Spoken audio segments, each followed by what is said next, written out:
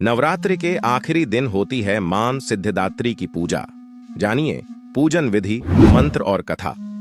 नवरात्रि के 9वें दिन मां सिद्धिदात्री की पूजा की जाती है। मां सिद्धिदात्री नवदुर्गा की 9वीं शक्ति हैं और इनकी आराधना करने से सभी प्रकार की सिद्धियां प्राप्त होती हैं। जो भी साधक मां सिद्धिदात्री की पूजा करता है उसमें ब्रह्मांड पर पूर्ण विजय प्राप्त करने का सामर्थ्य आ जाता है। मार्कंडेय पुराण में 8 सिद्धियां बताई गई हैं जो निम्नानुसार है: अणिमा, महिमा, गरिमा, लघिमा, प्राप्ति, प्राकाम्य, ईशित्व और वशित्व। पुराणों के अनुसार भगवान भोलेनाथ ने भी सिद्धिदात्री की कृपा से ही समस्त सिद्धियों को प्राप्त किया था। इसी कारण वे जगत में अर्धनारीश्वर नाम से प्रसिद्ध हुए।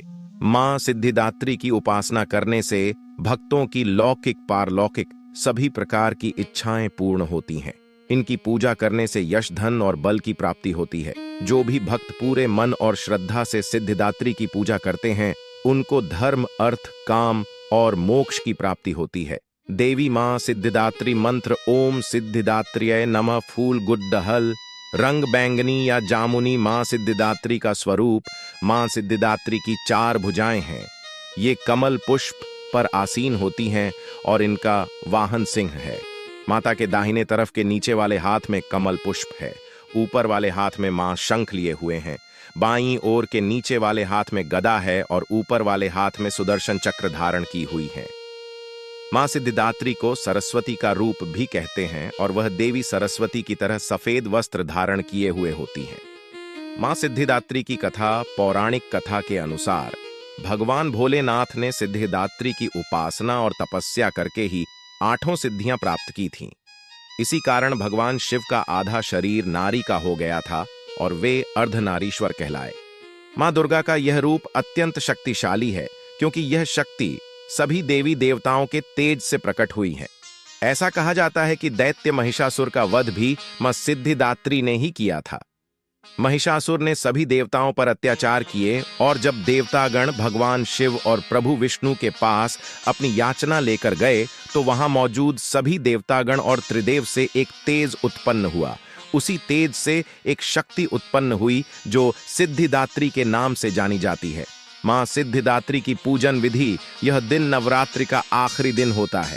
इस दिन मां के वाहन, हथियार और अन्य देवी देवताओं के नाम से पूजन हवन किया जाता है।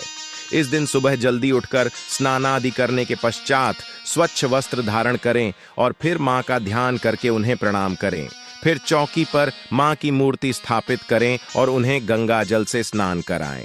मां सिद्धिदात्री को बैंगनी या जामुनी रंग पसंद है, इसलिए इस दिन मां का आसन बैंगनी या जामुनी रंग का होना चाहिए। मां सिद्धिदात्री को हलवा, पूरी, सब्जी, खीर, काले चने, फल और नारियल का भोग अवश्य लगाएं।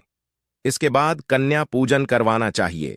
कन्या पूजन के बिना नवरात्रि शुभ फल दायी नहीं होती। कुछ घरों में अष्टमी के दिन कन्या पूजन होता है, वहीं कुछ घरों में नवमी के दिन कन्या पूजन करवाया जाता है। सभी कन्याओं को अपने सामर्थ्य अनुसार भेंट दे। कन्या पूजन में एक लंगूर का होना भी अति आवश्यक है। ऐसा माना जाता है कि देवी की रक्षा और सेवा के लिए भगवान शिव ने एक भैरव को हर शक्ति पीठ पर रखा हुआ है, इसीलिए कन्या पूजन में एक बालक का होना अति आवश्यक है। मां सिद्धिदात्री ध्यान मंत्र: सिद्ध गंधर्व यक्षाद्यैर सुरैरमरैर्पि सेव्यमाना सदा भूयात् सिद्धिदा सिद्धिदायिनी। ओम सिद्धिदात्र्यै नमः। विद्या: समस्तास्तव देवी भेदा स्त्रिये समस्ता सकला जगत्सु त्वैकया पूर्व किं व्येतत् कते स्तुति स्तव्य परा परोक्ति। सर्वभूता यदा देवी स्वर्ग मुक्ति प्रदायिनी त्वं स्तुता स्तुतयेका वा भवन्तु परमोक्तये। नंदगोप गृहे जाता यशोदा गर्भ संभवा ततस्तो नाशयिष्यामि विंध्याचल निवासिनी। या देवी सर्वभूतेषु मां सिद्धिदात्री रूपेण संस्थिता।